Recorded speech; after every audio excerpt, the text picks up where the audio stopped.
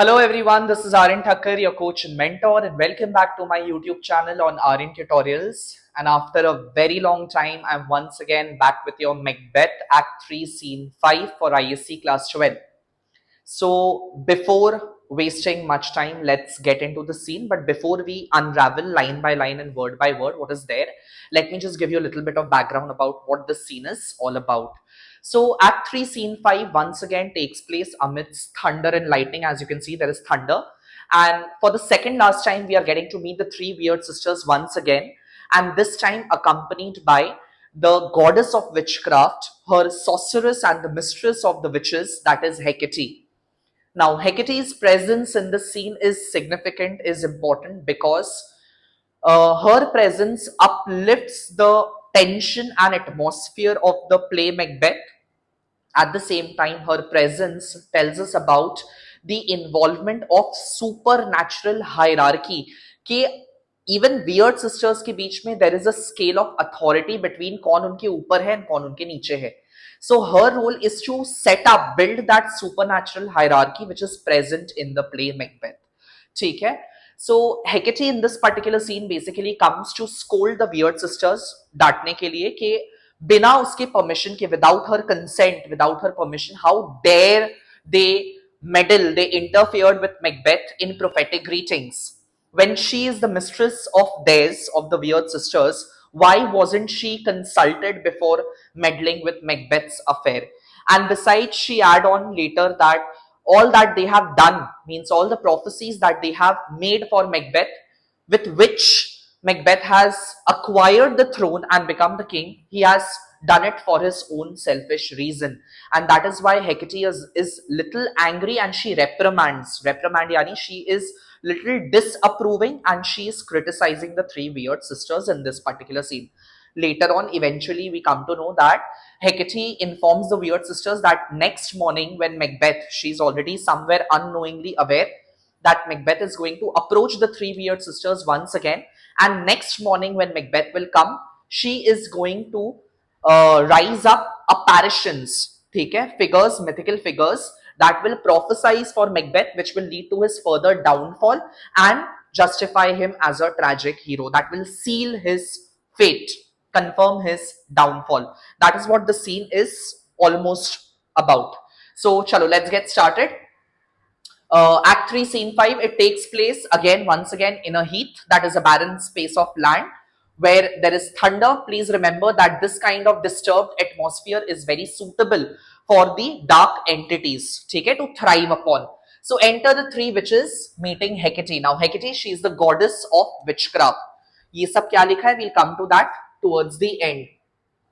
So थोड़ा सा summary आप पढ़ लीजिए ऊपर जो मैंने लिखा है. The scene accounts tells us to the encounter between Hecate and the weird sisters, where she is displeased, she is unhappy with the weird sisters for meddling, that is for interfering in Macbeth's affairs without consulting her.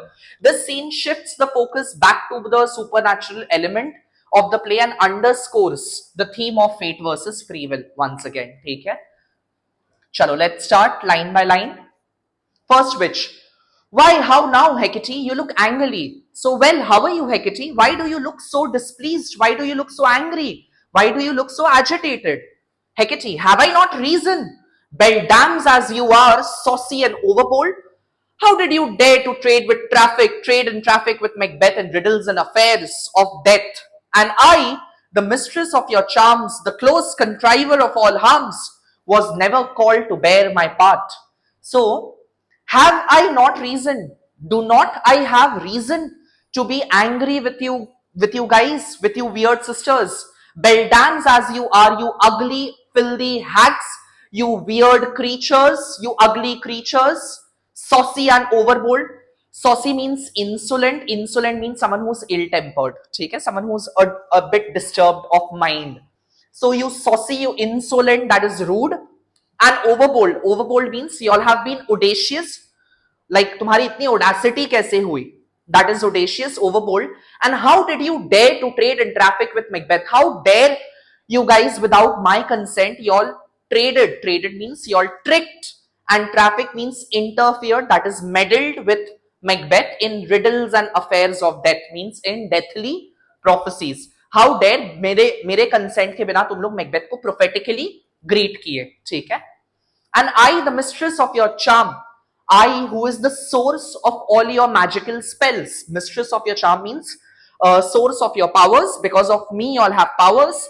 And the close contriver of all harm. Now, contriver means someone who plots, someone who schemes. So, I am the contriver, schemer, plotter, creator of all harms. Harms means of all evil and dark deeds. Was never called to bear my part, was never prior informed earlier before to showcase my art of magic and spells, of charms and power, ठीक है?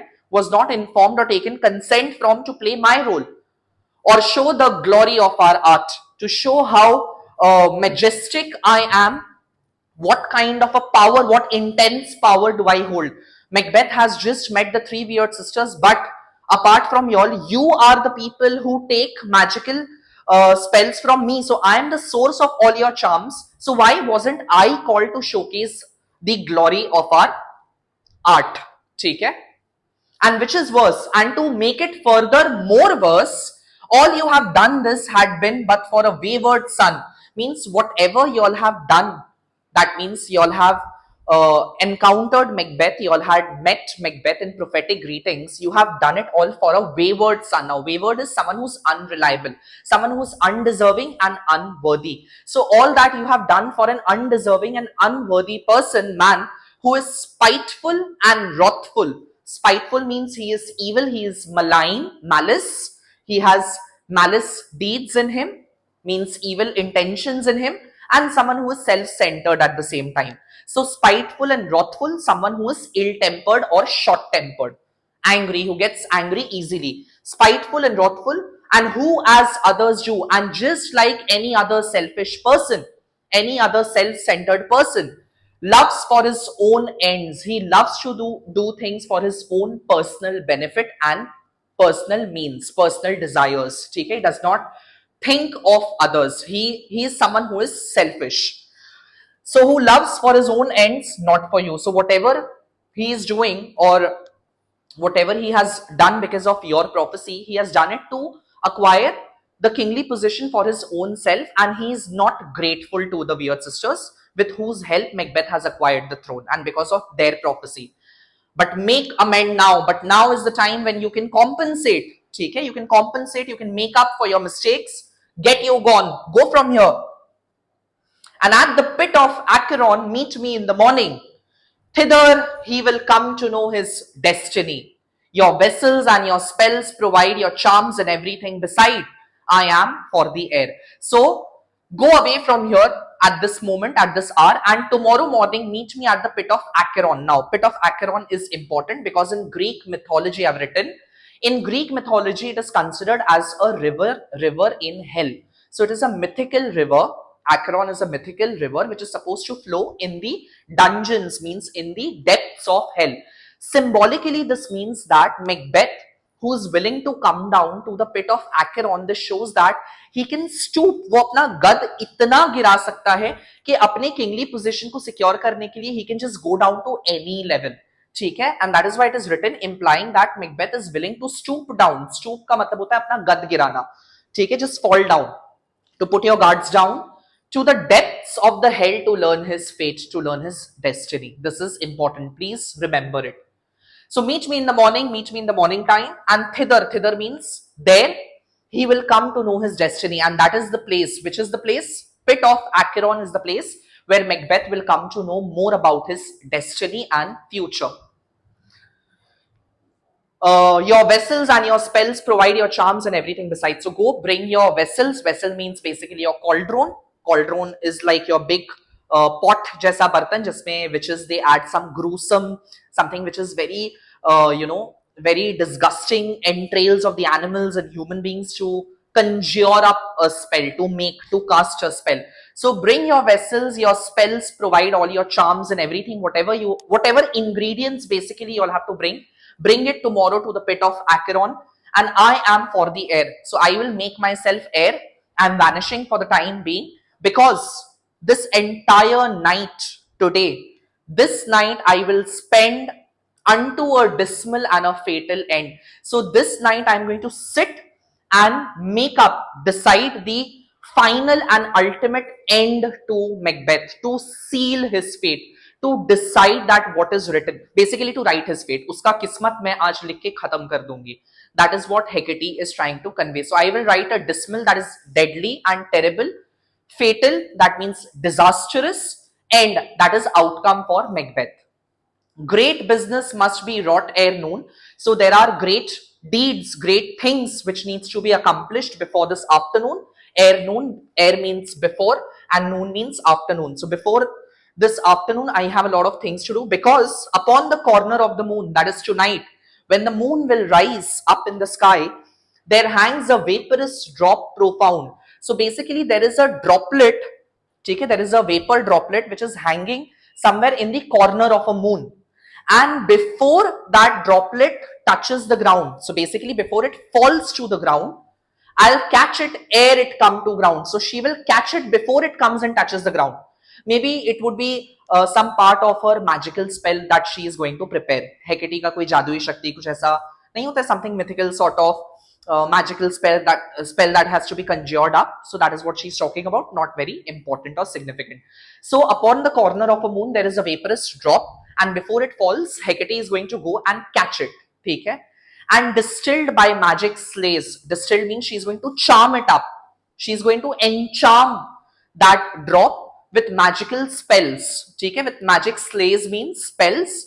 And owing to that, because of which, when she's going to charm that droplet, vapor droplet, shall raise such artificial sprites as by the strength of their illusion shall draw him onto his confusion. And because of Hecate's magical spell onto that vaporous drop, there will emerge, there will rise some artificial sprites. Artificial sprites means some artificial spirits that will emerge from the cauldron, and they are going to give prophecy to the Macbeth that will draw him into more and more of confusion, that will lead to confusion in Macbeth's mind. Okay? That shall draw him means that will trick him further to his confusion. And Macbeth is going, owing to the confused state of mind as to what he should do and what should he not, he is going to further draw himself into his destruction. And that is how his fate will be sealed. Okay? His destiny will be written. And upon hearing those artificial spirits which Hecate is going to bring up, they will give such prophecies to Macbeth that he shall spurn fate. He will believe, he will have a false sense of security that he is invincible. No one can overthrow him. No one can destroy him or defeat him. So he shall spurn fate, scorn death. Scorn means mock death. He shall believe that he is immortal. Nobody can kill him. And he is going to lead his natural life and meet his natural death. And bear he hopes above wisdom. So basically his overconfidence is going to override his wisdom, his valor. So उसका सोचने का सूझबूझ जो होता है एक इंसान का दिमाग का सोचने का क्षमता, मैं उसके ओवर कॉन्फिडेंस को इतना फ्यूल कर दूंगी कि that is going to override his wisdom, कि वो कुछ सही गलत समझ ही नहीं पाएगा. He won't be able to distinguish between what is right and what is wrong. And he is going to further drown into more and more violence, to commit more and more violence to maintain his kingly position, which is foreshadowing that eventually it is going to slip away from Macbeth's hand. Okay.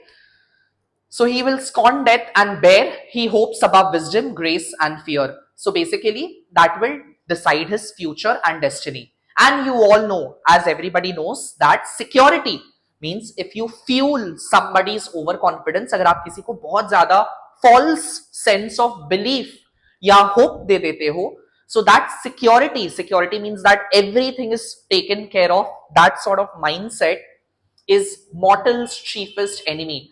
Mortal means it is humankind's, man's. Chiefest means the worst enemy. So हमेशा ये सोचना भाई मैं तो सबसे ऊपर हूं, सबसे आगे हूं, मुझे कोई कुछ नहीं कर सकता है. That sort of mindset ultimately leads to a downfall of a person. So that is what Hecate is saying, and she is going to play upon this overconfidence of Macbeth. ठीक है? So there is a music and song within, Hark, I am called, my little spirit sea sits in the foggy cloud and stays for me. So there is a sound of a music that goes on, and then she says that I am called. So basically, in Act 1, Scene 1 that we had seen, the witches have their familiars, right? Their spirits who join them for evil deeds, for evil errand. So that is what she's talking about, that my familiar spirit, my attending spirit is sitting somewhere in that foggy cloud and is waiting for me to come. And this song, which is being played, come away, come away, come away, it is important. On a deeper level, if you interpret this come away, it's basically trying to say that come to me, because your destiny is confirmed, it is sealed. This is suggesting an irresistible means an inescapable, जिसको आप avoid नहीं कर सकते हो, unavoidable, ठीक है? Irresistible call, which is inevitable call of destiny. So Macbeth's destiny, doomed destiny, has already been signed, has already been written by Hecate, and this song is symbolic of that. The song suggests that Macbeth is lured. Lured means he will be, blown away. He'll be carried away towards dark entity to meet his tragic end, to meet his ultimate end, unable to escape his predetermined fate, that he won't be able to overthrow his destiny. So I am called, my little spirit is waiting for me on that foggy cloud. Exit. Hecate leaves the scene. First witch, come, let's make haste. Come on, let's hurry up. Let's make it quick. She'll be soon back again. She'll again come back. Exeunt. Everybody leaves the scene. Now, why is this scene very significant? Why is it important? Please take note of this. If possible, take a screenshot. Otherwise, make a note in your copy or your textbook. So this scene sets, heightens, increases the play's supernatural atmosphere. Once again, the supernatural act and drama, that is the dramatic structure of the play, the role of supernaturalism is into play in this particular scene. Her reprimand means Hecate's reprimand. What is the meaning of reprimanding? Disapproving. She disapproves. Okay? She chides, she scolds. So her reprimand to the weird sisters for acting without her consent emphasizes, tells us, the hierarchical structure within witchcraft world, that even wizardry, the world of wizardry and witchcraft, also has a level of authority, and Hecate tops that level, in that level of authority. Okay? Her speech, Hecate's speech, reveals her control over supernatural forces influencing Macbeth. She says that she's going to go and there is a vaporized droplet which is hanging upon the corner of the moon, and she's going to take it before it falls to the ground. She's going to chastise it, charm it up with magical spell, and from there will emerge artificial spirits. So all this entire line captures, encapsulate that she has the power to control fate and to control things. Take care. At the same time, her plan to deceive means to trick, dhoka dena, Macbeth ko illustrates the theme of illusion versus reality once again. Means once again the prophecies which will be made for Macbeth, it will be all puzzled and it will be all ambiguous. That is incomplete. Okay? So once again, appearance versus reality is reiterated in this particular scene. And her character, now very important, this could be asked as a question, that draw a contrast between the character of Hecate with that of the three weird sisters. Now from this particular scene, we come to know, we get to understand that Hecate is more bold and she is more outspoken of her intentions, versus the three weird sisters where their intentions in the beginning of Act 1 was very unclear.